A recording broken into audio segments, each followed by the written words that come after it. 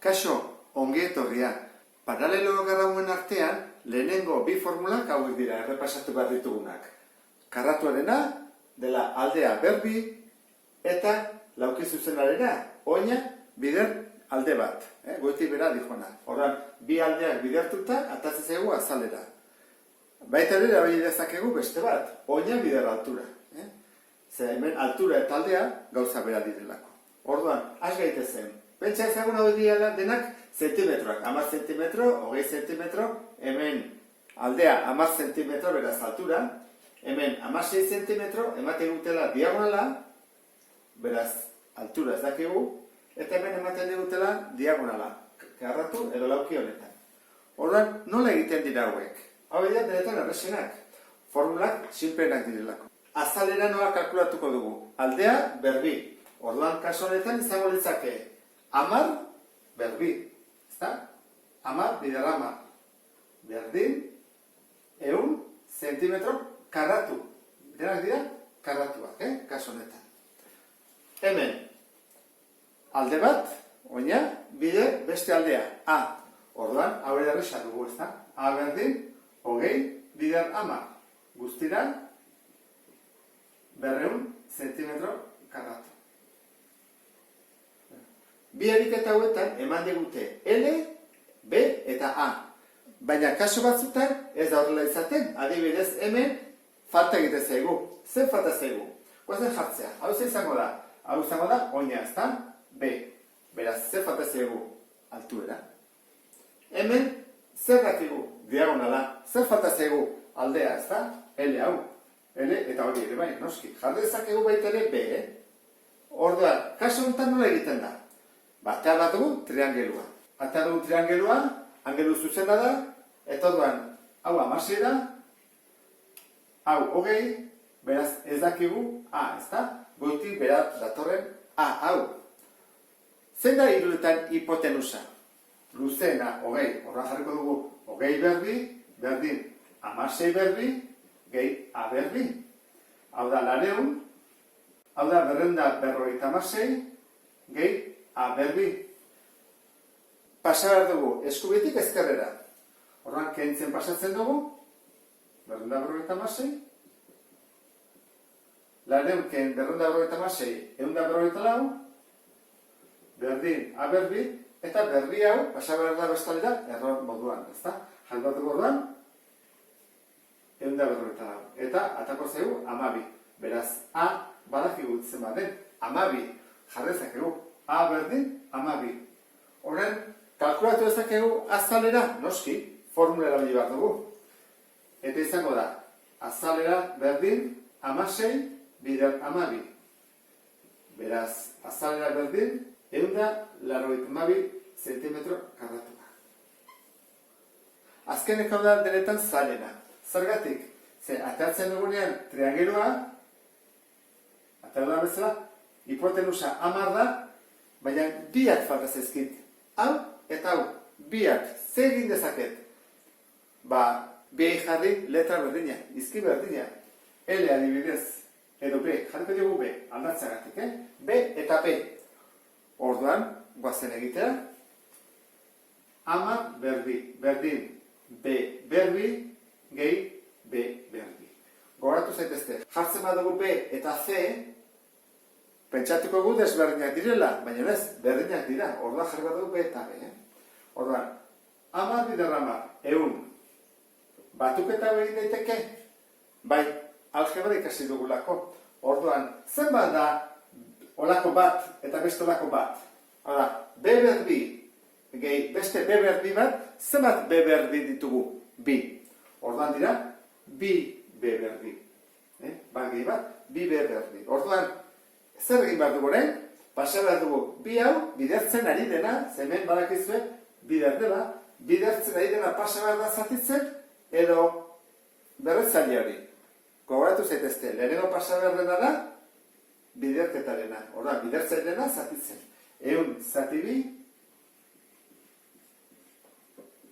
ondoren, hau da, 50, berretzen nahi dena, beste aldera kontrakoa egiten erroketa, ezta?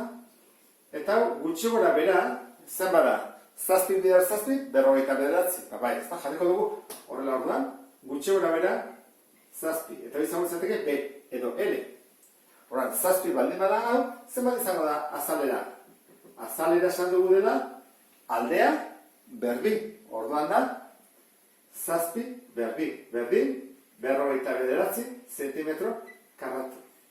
Eta horrela bukatuko den nuke, lehenengo zati hau. Eta paralelogramoekin bukatzeko ditugu erronboak eta erronboideak.